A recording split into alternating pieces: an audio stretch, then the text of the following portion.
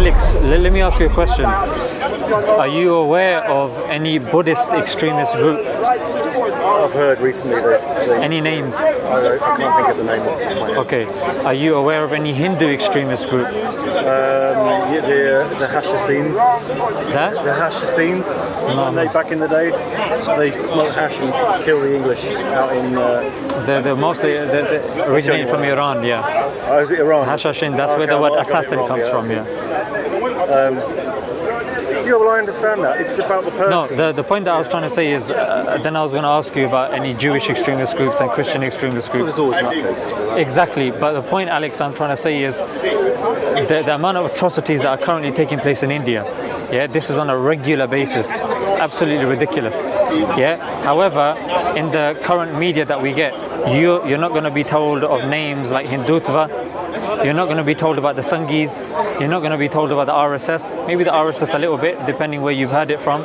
But we're not hearing. Have you ever heard of the word Hindu terrorist said in the media in the last week or so? No. No. Buddhist terrorist? No. Or Jewish terrorist? I have to say one thing though. I mean, the Quran. What I've read in the Quran, there are some odd verses in there that are pretty strong, and within Buddhist literature that I've read, which is little, Tibetan Book of the Dead, stuff like that, there's nothing like quite as written down in the book. There's nothing quite so insightful as there is in the Quran and perhaps the Old Testament.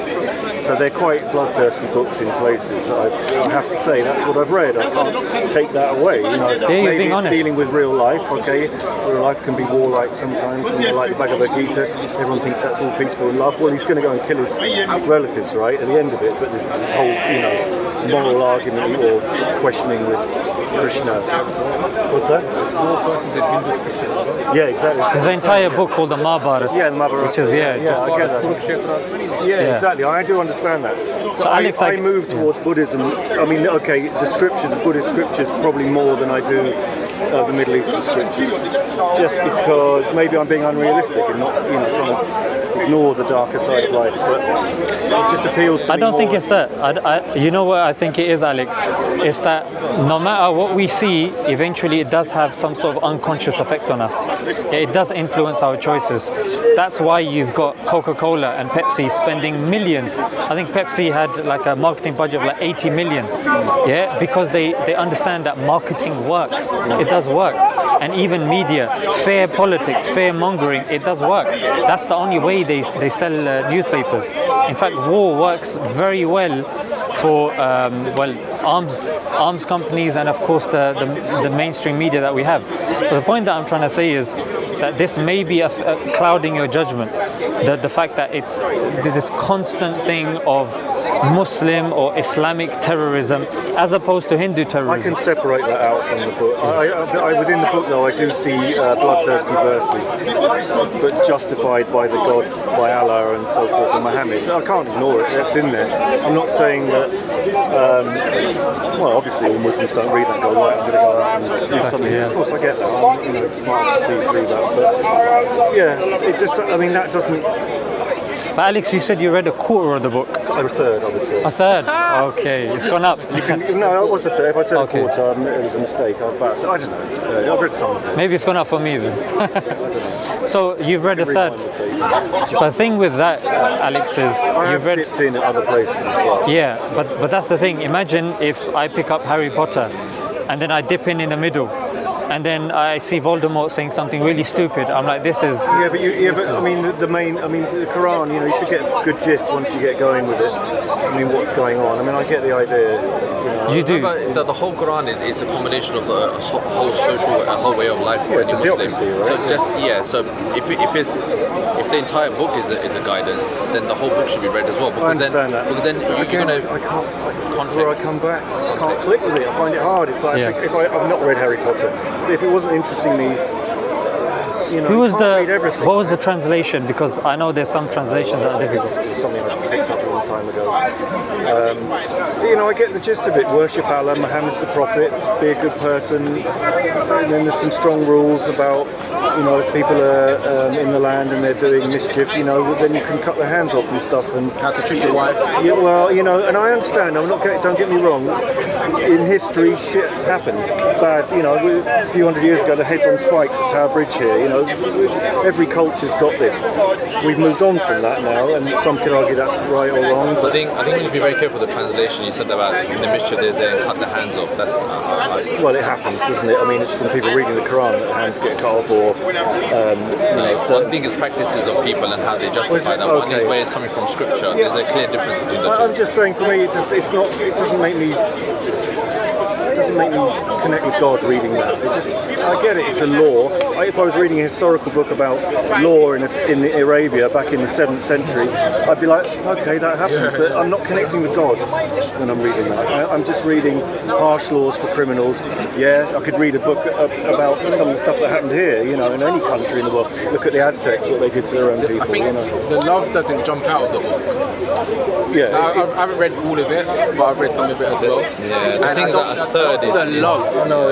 He just Yeah, feel very but just still do get an this, do idea. that. I know. And Alex, also what happens is there's different types of verses in the Quran also. There's some verses that have been abrogated. There's some verses that are mutashabihat, which means that there's no real meaning that Allah's attached to it. Sometimes when you read it, you need tafsir, you need further explanation. I'll give you an example. That's where then you need to look into what the Prophet said. That's when you need to look into what the companion said. Yeah, then you get a holistic picture. I'll give you an example. For example, let's just say when you get like a shelf from IKEA, it just comes with a book. Yeah. Now normally, I don't know about you, but they've obviously got really good minds behind saying let's make the picture as accessible as possible or whatnot. But as human beings, we have different levels of intelligence, and sometimes we may not grasp certain things for many reasons. We may not be at a certain level in our life or a certain intelligence, or our culture may be bringing us down. Whatever the thing may be, that's where the Quran invites us to go to the people of knowledge, and that's a principle that we apply everywhere else. If you don't understand something, or you've misunderstood something, you go to somebody of knowledge. For example, isn't it simple enough? Submit to God. No, because the Quran has come. No, really. I mean, why does it have to be? Shouldn't it be simple? God is, submit to God. Everyone's got this unknown quantity within their mind. There's always a question. If you really think, you don't have to think too hard. Think this is a bit mad, right? Life is strange. Is there a creator? Submit to God or believe in Jesus Christ. He will, wash away your sins. There's nothing complex about that. It's not hard to get. Right? I think that those concepts are the basic concepts of Islam, and they are easy. You don't need to get in. You become. I mean, do you have to go through all the? But those things are clear in the Quran. But shouldn't God just be in your heart and come to you, and it shouldn't just be a revelation? I get it. But that's fine. But you have to do the reason why A level, then the But it's not necessarily because if we PhD, acknowledge that this guidance is something for civilizations, for communities to live by, then there has to be some sort of laws that are enacted for guidance in those elements. That's the theocracy part. I'm talking about the belief in the revelation of God. But you're not going to. Are you going to get a revelation from God from a load of laws that don't steal your neighbour's ox? Or I mean, that's a lot of people had these understood this before the Quran wrote them down. I mean, Egypt had lots of laws. Ancient pharaohs. There were lots of laws in Egypt. My Celtic ancestors had laws. They maybe didn't write them down. That's the problem with the Norse religions. They didn't really write it down. Odin, Thor. Well, yeah, but they went on for thousands and thousands of years. They had their idea. They had one creator God, which divided into two, and then all the other gods. But there was one at the top, right? So there's anyway, I've gone off on a tangent, but essentially, the idea. You're saying the fundamental tenets need to be clear. Well, you should read the book. It should be at the beginning. It's something that touches your heart or touches you and makes you realise there's something bigger to get hold of and to focus your life in, and that can be good, right? That's exactly what the first chapter of the Quran offers. I've read it once. I can't remember. Okay, well maybe that's good. It should do that then. But all the laws about this, that, and the other. That's just laws come afterwards, and then of course, with laws, there's situations that you apply the laws, and that requires explanation. So I agree with you in that regard that with those laws, well, they work. We would argue they can work even now as well. That's the claim that we're making. Yeah. Well, good luck with that, man. But I don't know. Yeah, are they going to? We've changed We're very different now than we are in the 7th century. I'll tell you a law that happened a month ago. There's a law that says that if you pull down one of these statues that you see on the streets, you can get 10 years in prison. Okay, is that something that's just come in? That's come in a couple of months ago. Okay. However, if you rape somebody, it starts at 5 years. So for a rational person thinking, hang on a minute, pulling down a statue gets me 10 years, raping someone gets me 5 years. How on earth does this make sense? Yeah, so the point that I'm trying to say is that doesn't mean Islam's going to come in and take it. It's not, and I'm not making this claim, but what I'm saying is that this inherent notion that, oh, we are very advanced now and we understand and we have a system. I'm saying it's changed. Things are very different. Yeah. I mean, Foucault said that, just because it's in the past doesn't mean it's wrong. It can be better. I understand that. I'm not blind to that. But, I think now that it's so loaded, Islam. It's got so much. It's very hard to, how are you going to bring it in? I mean, realistically, do you think it can come in and... The classical example is that it was implemented ideally, and that's the model that we have, just like there are models of ideal ways of doing something else. Whether people decide to enact that, because I'll be the first one to claim that at the moment, any country that claims to be Islamic or implement these laws is not following through with the way that it's meant to be. That's a criticism of the people, not criticism of the religion. And that's the way the difference. So many variables in life, new ideas, different laws. Laws have to be made when technologies change, when cultures change. Laws have to change. It's slightly, Islam is static. No, there's no rigidity. The thing is that there needs to be flexibility. There is, and in fact, even the laws that are based on the British Constitution, they're pseudo-Christian laws from the Enlightenment period. Yeah. So that shows that a theist way of running a country, not theocracy in the sense that there's a priest in the country, but a theocratic way of establishing law is a viable way of doing it. Now that if you accept that premise, i.e. the premise of the British Constitution is based on a Christian ideology, then the question is, well, which theocratic system actually has one that is universal, can be applied? And actually, when you look at Islam, it is the reason when you talk about these laws in the Quran is because those laws have to be enumerated by God. Otherwise, how would any society and civilization know how to establish themselves? There would be chaos. I mean, Christianity came to Europe. I understand it. It's a Middle Eastern religion. It did happen, right? And it became Europe. I can't remember, what would you say? Not anglicised. The whole of Europe became. It changed. So do you think that could happen with Islam? Do you think all, Northern Europeans and the French, we're all gonna? Do you think we're all gonna suddenly be praying 5 times a day? It won't be sudden, and whether people pray 5 times a day, that's individual choice. Islam is not coming here because we have free will.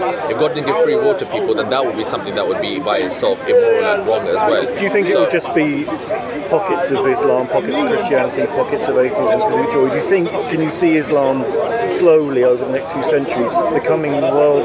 Well, the thing is that Islam is the fastest growing religion, and it is something that, okay, well, go on to. Yeah, the point that I'm making is that it's something that is appealing to enough people that they are accepting it. That's number one. Number two, people that like it, okay. Yeah, and I would even say that if you actually look at the reasons why, it's not something that's necessarily related to other things, it's the actual text itself. People are finding that come from backgrounds where they're not practicing, or people that are not Muslim, is that they look at the actual text and the sources and they find something that can vibe with them on a personal level or on a political level or some sort of level where it enhances their life. They're a bit lost in the West, you could say that. We don't, technology, science, the communities are breaking up, they want something. I get it, I do understand that, but we'll see, right? I mean, not in our lifetimes probably, but maybe one day. But everything that comes into being passes away. The Buddhists talk about impermanence, yeah? That's fine, yeah. Eventually the Earth's going to be swallowed up by the sun. And in fact, the last set of verses from the Quran, the other 30% towards the end, that actually mainly focuses on that. It focuses on the purpose of life and what is to come in the hereafter when you do pass away. These are philosophical, metaphysical questions about being and purpose. And I think I like those kind of things. And I would actually say that the last third of the Quran is actually more in tune with those kind of questions that you want answered. That's why when we said about reading, I know you're saying it should hit you immediately at the beginning. It shouldn't hit me immediately, but in this case I struggled.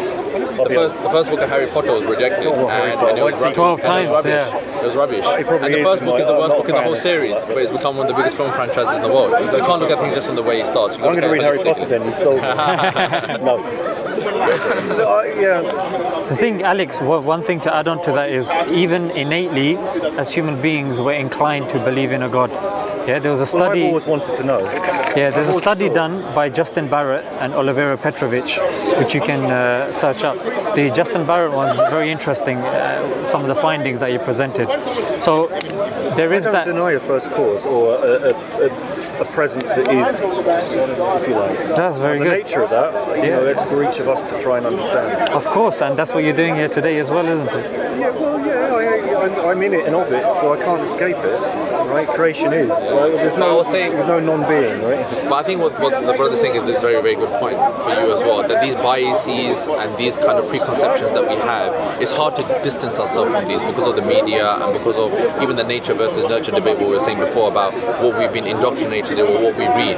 If there is any way to distance yourself from that, and I would even say look at it from a kind of neutral perspective, in an environment that's neutral, make sure that your sources are kind of distant from these kind of biases as well, that will give you a more accurate picture. I believe, okay, let's just say I believe in God, right? I'm going to say it, I believe in God. So it's all good, right?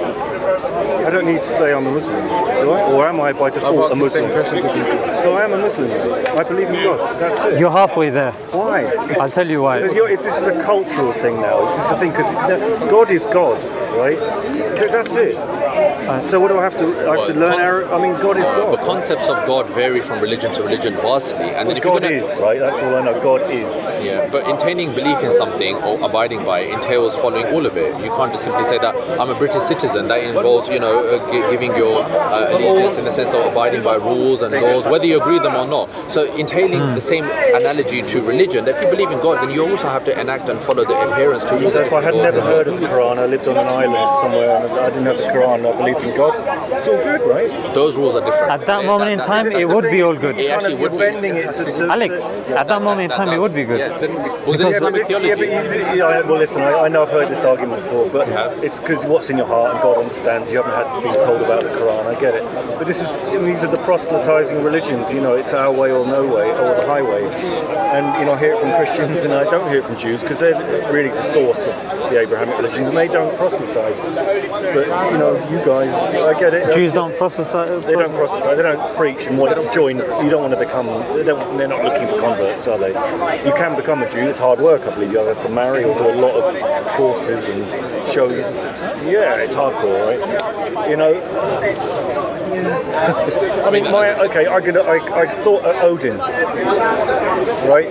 My ancestors might have worshipped him, or Woden, the one-eyed god, the old wise man of the mountain or whatever, and that was good enough. That was a connection with the divine. It was just a name, it's just a word. They didn't have they didn't have camels, that's what I'm saying. They didn't have the culture of Arabia, they had their own mystery, the mystery of the wood, the mystery of the mountains, in Arabia they had the mystery of the desert, and all the different aspects of that land, and that influenced how they perceived the one, the all, as far as I'm What is concerned. the idea of universal applicability as well? You say Arabia.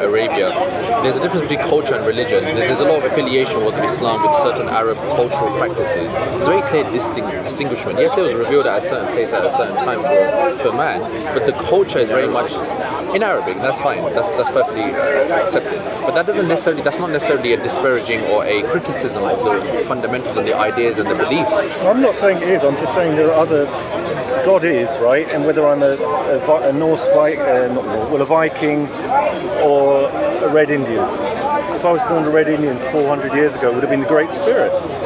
That would have been where I was at, right? That religion hasn't lasted though. Islam has. Well, that doesn't mean anything. It doesn't mean anything. Religion But then lasted. what you need to do. Hinduism's lasted, Yeah. Taoism's lasted. And we claim that there is a certain amount of connectivity with these religions as well, with the Abrahamic faith, that we claim that these are fundamental religions that were ruled by God.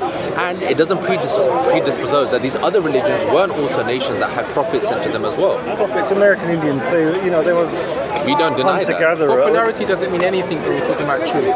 Truth is often esoteric, actually. Hence, you both just said earlier, or maybe one of you said, if you're not aware of something of the Quran, you go to someone who's more learned than you. Yeah? So actual truth, like deep knowledge, is always esoteric, actually. Yeah, and the Quran is to a certain extent accessible to everyone, but that doesn't mean that you can understand everything. You can learn basic science, you can learn basic biology. It doesn't make you necessarily qualified to be a doctor and then to start enacting that. So this basic level of knowledge is there for everyone. everyone. And the universal truth is exactly what you're saying, something that you can feel in your heart and you can come to that realization. But we're not just spiritual beings, we're rational beings. We also have rationality and logic and reason. I understand. And even according to those tenets, God still gives evidences for that your rationality and logic can also lead you to God as well. Why didn't Gabriel appear to the Aztecs? Well, who's to say that he didn't? Well, there'd be a book. Surely it would make sense to have the book, and then they wouldn't be doing all this terrible killing. They'd be The coming of Angel Gabriel was not the only criteria. with God. Yeah, but we do. Coming of Angel Gabriel is not the only criteria by which you judge whether Islam came to a nation. There were prophets that were sent, there were messengers that were sent. It could have been even by association that nations learned of the religion. We're not saying that. But what I'm saying is there was guidance for people, as there is guidance for people available today. It's whether or not people can want that guidance, whether they want to look into it. So, I mean, I could follow the American Indian religion, really. It's still the same. You could, but the criteria for God, does it appeal to your rationality?